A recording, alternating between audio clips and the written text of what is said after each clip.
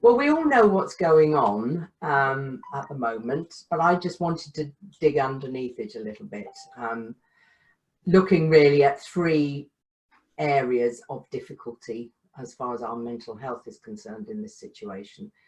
But first of all, it's probably, I think, important to say that mental health is an issue that's only being touched upon, but is hugely important. I was saying to Paul before anybody joined that China are now reporting people with PTSD symptoms as a result of being isolated. And you can imagine, I mean, Edith raised one of the issues, you know, we're going to be stuck in our nuclear little families with children not going to school if there are children. And it's going to be a bit of a pressure cooker, potentially. Who knows what's going to happen this evening and what we will and won't be allowed to do. So mental health during this period of whatever's going to happen and for however long it's going to happen is important. And then mental health afterwards, because life is going to be different, I think. It's certainly going to be different economically and for the business community. So underlying it, we've got huge uncertainty. As human beings, we cope poorly with uncertainty. We don't know if we're going to get the virus. We don't know if our loved ones are going to get it. We don't know if we're going to lose people close to us. We don't know what's going to happen to our businesses in terms of, we don't know what's going to happen to our finances. We don't know what the government's going to do, etc., etc. And then sort of taking it globally, we, you know, we don't know what the economy is going to do. We can guess it's not going to be good. And as I say, we don't know what the end result is going to be. So uncertainty is very difficult for us to manage, particularly where, as in this case, we've got almost total lack of control. We can't control the virus spread. We can't control what the government does. We can't control what's happening financially. We're all, I'm sure, working very, very hard to control what's happening to our businesses, but in some sectors, there's no control over that. You know, everybody now is being told if they run a retail business to shut up shop. And for a lot of us, where we are, you know, in contact with other people, it's becoming difficult to run the business as the way we've been running it. So we're out of control. We don't know what's going to happen, and our lives have changed dramatically. I assume everybody else is the same. My life has changed completely in a week. My business has changed completely in a week. Now we can take that in two ways. Either it's exciting and it's an opportunity, or it does have its scary moments. You know, we all like our comfort zone, even if at times we're not very comfortable in it. So all of these things, and they're big things, they're not small things, can lead to stress, anxiety, whatever you like to call it, even depression in some cases, I think we will see. So what can we do about it? The best, as far as I'm concerned, approach is the hardest, and that is acceptance. Accepting what we can do and what we can't do. And what we can't do is huge. And what we can do is, by comparison, much smaller. But if we can accept that this is how it is, and this is how it's going to be, only probably worse, and therefore, how do I operate in this new environment? Instead of railing against it or saying the government's doing the wrong thing, or, you know, this isn't happening, that isn't happening. But as I say, acceptance is quite hard. And as far as I'm concerned, the best route to acceptance is mindfulness. For me personally, it has been the best route, but it's not a quick route. But it is definitely the best route, because it's one of the attitudes that we use in mindfulness when taking ourselves into the present moment. We do it with acceptance of whatever we find there. The other useful thing is to look for the positives. As I said earlier, see what's happened as an opportunity, even if you can't take your business online, as a lot of us can. What can I do with my business? What can I learn? What can I, you know, I don't know about, sorry, I can't pronounce your name properly and I can't see it. Is it Galpresh? Yep, that's right. Okay. Sounds like you've just started a new business. Yes, cleaning. So yeah, difficult to be online. Really good business, really good time to just start a business, isn't it? So, you know, your problems are worse than those of us who, you know, are a bit more established. But yeah, what positives can we find in the situation? And they will be different for different people, but looking for them, as small as they might be. I think also it's going to be important for us to establish a new routine in the new circumstances. And I think if there's family involved, this includes the whole family. So certainly I've been talking with my granddaughters, and I had a client earlier, with kids home from school, there still needs to be a working day routine and breaks, and, you know, as much normality as is possible. But that might not be easy. There might be some kicking back, particularly if there are teenagers involved. But for us as well, we are creatures of habit. We do like to know what we're doing. Some of us prefer more variety than others. Some of us prefer more risk than others. But, you know, having a routine, whatever has changed in your life, establishing a routine that's going to work for you. One of the things that I do on the mindfulness course that I run is making a list of the things you do every day. And this will be perhaps a new list based on what life is going to be like for some, I suspect, months to come. And having made that list, mark the activities in two ways: either nurturing or depleting. And obviously the aim then is to minimize the depleting and maximize the nurturing, whatever that might be. Certainly if I'm fortunate, I think, because I live on my own and there's plenty of people to talk to online, but if I did have a family, I think everybody needs their own space for at least part of the day. You can have too much togetherness, but whatever works for you and your family. But certainly look at the things that will nurture you and help you, and they can be simple things, you know, lighting candles. This is going to sound very female for you men, but lighting candles, having a bath, listening to uplifting music. I think the risk is that we could, well, I certainly think I could get into really bad habits, you know, and endless box sets and self-medicating with your drug of choice, really, alcohol, food, whatever. And you know, those aren't nurturing things to do. You know, they're nice things to do in moderation occasionally. I think the other thing that for some people will be missing is some sort of achievement on a daily basis. We do enjoy, oh no, I'm going shopping tomorrow. Do you want some? Sorry, Edit's run out of white wine. Disaster. Where was it? Oh yeah, we were talking about drinking, weren't we, with self-medication. And I've completely now distracted myself. Yeah, they're nice things to do, but in moderation. Oh, well, yes, I was talking about achievement, which is where I think looking for the positives and the opportunities as business owners, even if you can't take your cleaning business online. What can you learn? What can you do? How can you market it? Because, you know, it will come to an end.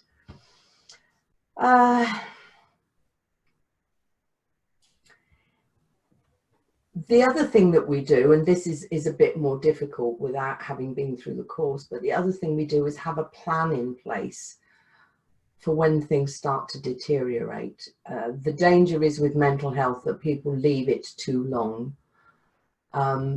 So, you know, if you feel yourself sinking into some negative emotion, what can you do? What would help?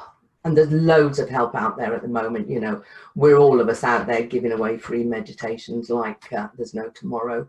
And, you know, we're all looking to put online stuff and have it available. So there will be lots of help out there. And I think the important thing is to realize as soon as you can that you need it and to go seek it. And mental health deterioration isn't just mental, it's physical as well. We don't know how long this is going to go on for, but what's going on when we're feeling, you know, stressed is that we are activating our fight-flight response. Now, the fight-flight response is intended for emergency use only, i.e. life or death situations. Now, I suppose you could class this for some people as life or death. Thankfully, for most of us, it won't be. So if we have this fight-flight response continually activated, which I suspect for most people is happening right now, which explains some of the bizarre and rather appalling behaviour that's been going on. Not only is that having a mental effect, but it's having physical effects. When the fight-flight response is activated, it's intended to get us ready for action, to either kill whatever's coming after us or run back to the cave as quickly as possible. Therefore, physical things happen that you'll be familiar with if you've ever felt anxious or panicky. The heart beats faster, your breathing gets high and fast, your mouth gets dry, your hands perspire. Now, some of those things, the cardiovascular things, because your blood vessels are dilated as well to get oxygenated blood to the muscles as quickly as possible. That's what it's all about. Get as much oxygen into the body, around the body and to the muscles so that I can run like hell back to the cave, if that's my choice. And it would be my choice, I think. Now, operating with this going on a long-term basis has effects on the cardiovascular system. And in the States, they designate anxiety and depression as the #1 killer now because of the physical effects it has. In addition, in the current climate, because it is a life or death situation, all non-essential functions are closed down, which means our digestive system is closed down and our immune system is closed down or will be functioning very poorly. And the one thing we all need at the moment is a good functioning immune system. So it's not just the mental issues, it's the physical consequences of being in a state of, as I say, high alert, which I think lots of people are at the moment. Sleep is important as well. Not too much as well as not too little. You know, if your routine's changed and you're not so busy, there is a danger that you will sleep longer. The client I worked with today, because he hadn't been at school, was, you know, pretty dozy actually, because he'd stayed up very late last night, as teenage boys are likely to do, and was not in the best of states to work with today. So managing your sleep, and again, there's loads of stuff out there online for dealing with sleep problems and lots of advice. The basic advice with sleep is, if you're struggling with getting to sleep, establish a regular sleep routine, and that includes a regular time for going to sleep, but also a regular set of activities so that your mind and your body learn that when these things are happening, what's coming next is sleep. There's the obvious information you all know, I'm sure, about electronic devices and when you should stop using those. And I think if we're more at home and we're working more at home, there is more likelihood that we will go on working into the evening. I did that foolishly on Saturday evening and suffered the consequences, because I thought, oh, I'll just sort this out. I'll just do this. And then all of a sudden it was late. And if we go to bed with our minds still active, we can't expect us to sleep. And again, it's not just the quantity, it's the quality of the sleep, which will also have physical effects on us in terms of resilience and immune system.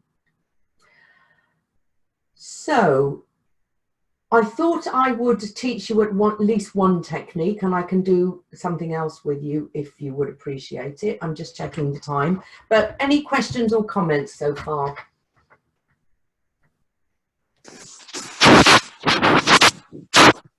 Not for me. Yeah, I've got one. Yes, Stephen.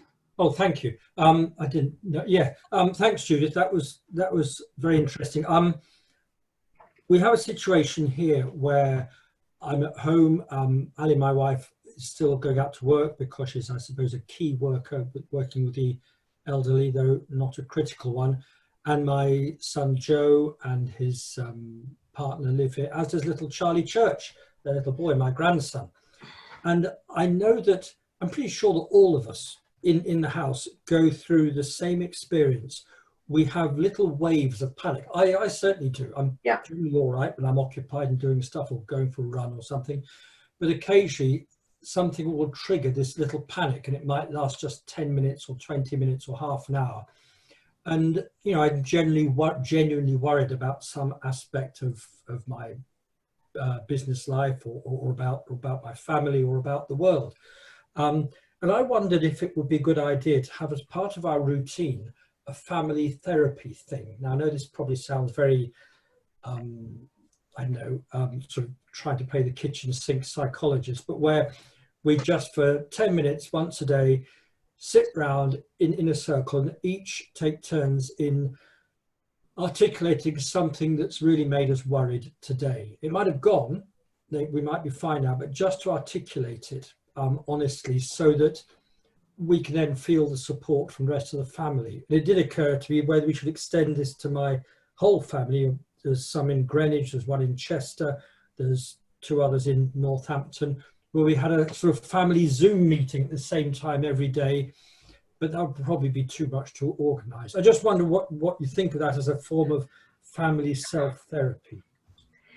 My initial response is, I think it's good for people to talk about it, but if you're talking to a group and the worries come from something that nobody can help with, it can actually sort of bring the mood down and make people more frustrated about the circumstances. Yeah. I mean, it might be a good idea to have a sort of almost a talking stick session where if anybody's annoyed by what's been going on in the house, they're allowed to say it. And, you know, it can be discussed and maybe a solution. Well, that means that I'll be the topic of every conversation. Well, then it's an opportunity to make some huge changes. All right. Okay. So I do have a concern that focusing on the negative will make things worse. Yes. Okay. No, that makes sense. We won't do it. I'm not the idea. No. I would say let's all get together once a day and find the one thing, or 2 or 3 if you can manage it, that we're grateful for, or that's happened. In that case, I won't be on the agenda for every topic. Sorry. All right. I'm sure. Well, you cooking the supper would be on my agenda. If somebody was cooking my supper, I'd be delighted. Well, come round in half an hour. It'll be ready. It'll be vegan, I'm afraid. I can handle that. I can handle that. I think it's interesting what you said at the beginning about going through the range of emotions to actually get to the point of acceptance. I actually recorded a video yesterday, and this is exactly what I started with. You know, to get to the point where you accept that this is what's happening is actually quite a painful journey. Mm-hmm. Can be, indeed, yes. I know over the last 10 days, you know, I had times when I couldn't believe what was happening. I had times when I just thought this is really surreal. I dare say I felt so down. I'd probably say that would be constant depression if it carried on. You know, I was angry. There was just so many different emotions that I was going through. And get to the point where you say, I'm accepting that actually there's not a lot I can do. And the quicker that you can get there, the better. But it can be a painful experience, yes. And just saying this is it. This is, you know, there is nothing I can do about this except determine what happens in my environment, both physically and mentally. Any other route is going to cause real problems. Anybody else? Any other questions? Comments? Well, Not from me. Sorry. I've actually got BBC News open on my other screen, and very interestingly, the first kind of feed is entitled "How to Protect Your Mental Health." Excellent. Right, they're catching up then. I'm feeding this straight into the BBC, Judith, I should have said. Oh, that's fine. I went worldwide today. I did a meditation online, and I did a live meditation and had somebody from the Philippines there. Cool. So BBC's fine. Judith, can I ask, how would we get involved with your live meditations, please? They are being done on my Facebook page, which is Judith Hanson, Therapies for the Mind. Okay. Today's is there, and the rest will stay there as I put them up. I'm going to do it for 2 weeks and then review the situation. Thank you, Judith.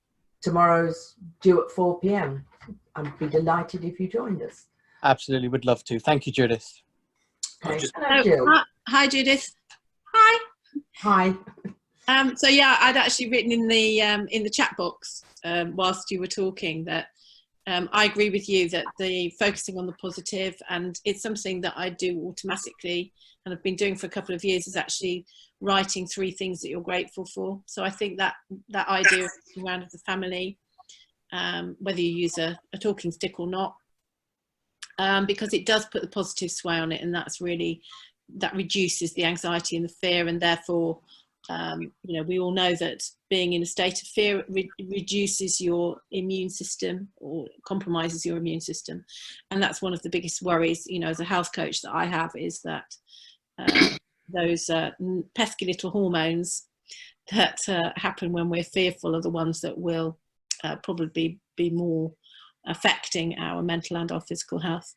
So yeah, completely agree. And also the sleep hygiene is really important, and just turn off the news, you know, or listen to it look at it or listen to it once. Yeah. Oh, Stephen's just gone and I was about to say something there anyway. Yeah, once a day, but you know, just don't keep exposing yourself to it. Yeah, but thank you. Yeah, great. I think the World Health Organization gave some advice a week ago, not terribly comprehensive, but it did say don't keep watching the news. Yeah. Look for things that are information and can help you. And there was one other that has escaped me, but they were all around not exposing yourself. And I think being very careful where you are online, because there's you know, yeah, there are places, I think particularly for teenagers, that there are places where it's all doom and gloom and disaster and panic, and that's not helping at all. Judith, you may not be able to do it now, but maybe we can sort of like share it afterwards. Are there any, you mentioned there's a lot of free stuff out there. Are there any other sites you recommend, or any other Facebook pages you recommend people can go? No, and so I was hesitating because I was thinking it sounds like, you know, I only want you to look at my stuff. But I have played around with them all, and they all have their merits. I think you need, it depends what you're doing. Most of the apps that you can get on your phone have value. You normally have to pay to get access to the you know, the vast bulk of the stuff. There's rakes on YouTube though. Sorry? There's rakes on YouTube. If people are interested in meditations, if you just type in meditations into YouTube, there are loads of free stuff that you can access. I'm sure. Really great stuff as well. Anything from 10 minutes to, you know, 8-hour sleep meditations. 8 hours. Talk to you continuously while you're asleep. Oh, no, it's just music. Oh, I see. No. It's but you know, there are lead meditations, and I know that you know, for some people that are not used to meditating, actually being part of a led meditation is often a way into meditation, because it's not all about just sitting in a room with your legs crossed. And personally, for me, I've tried both, and the guided meditations are infinitely better. Yeah, I agree with you. Agreed. Yeah. Certainly when you're starting. Yeah. Can I say something, please? May. This is for the local people. I don't know how many of you know the Ironstone Wellbeing Centre in Kettering. They do a lot of sort of physical and mental wellbeing classes, yoga, Pilates, you know, Zumba, meditation, that sort of thing. And I actually, obviously they had to close a few days ago, and I actually just received an email from them say that they are making their online classes available for free in the Facebook group. Having been there quite a few times, I just think even, you know, if you want to do physical exercise at home, I think it's just such a great offering from them. And what they are saying is if you join their Facebook group, then you can access those courses. That's brilliant.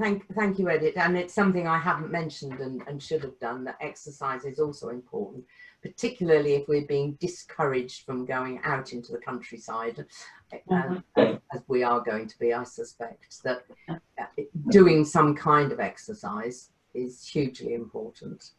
And Judith and I actually talked on Monday about the BuzzCon Wellbeing Community putting together some programs. You know, Judith with her meditations. I'm a Pilates teacher. We've got people that are experts in essential oils. You know, we have quite a lot of expertise within our own community. And we've got to discuss maybe how we do that, you know, whether we do that through the BuzzCon site or whether we do that independently. We'll perhaps talk to Paul about that. Yep, yeah, we do need to. Have you had input from other people? Not yet. I've had a couple of days of dental issues, so oh no, I've been hiding, hiding and dribbling. Yes. Thanks for sharing, Jill. Okay. We all wanted to know that, didn't we? Any other questions, comments, or anything from anybody while we're still live? Not from me. Thanks, Judith. Thanks, everyone. Thank you very much, Judith. My pleasure. Thanks. Did you get the link? Sorry? Yes, I did. Thank you so much, Edith. Fine. Yeah, I saw that one come up. Thank you. Grab that before we close down. So unless anything else from you, Judith, thank you very much for holding tonight's little webinar. As you know, we're doing 2 or 3 a day at the moment, just to sort of get, I think, these important messages out there. And then what I do, I record these videos and share them elsewhere. So I'll tag you in them. So if people haven't managed to tune in tonight, then at least we've got it for perpetuity now. Indeed we have, yes. So thanks ever so much. Stephen's gone now to cook the dinner, I guess. Yes. I'm popping round later. Stephen's kicking us off tomorrow at 11 AM. He's involved in the Samaritans, which some of you may or may not know. And I saw an excellent talk at one of Samantha Cameron's meetings by a lady called Jackie about the Samaritans, the work they do, how they were sort of founded and stuff like that. So I'm going to chat to Stephen about that tomorrow and just let people know what support they can provide in these times as well. They're So going to be busy, I would think, too. Yes, I would think so. I would think so. So stay positive, stay safe, everybody. And I'll see you online at some point in the future. Enjoy the rest of your evening.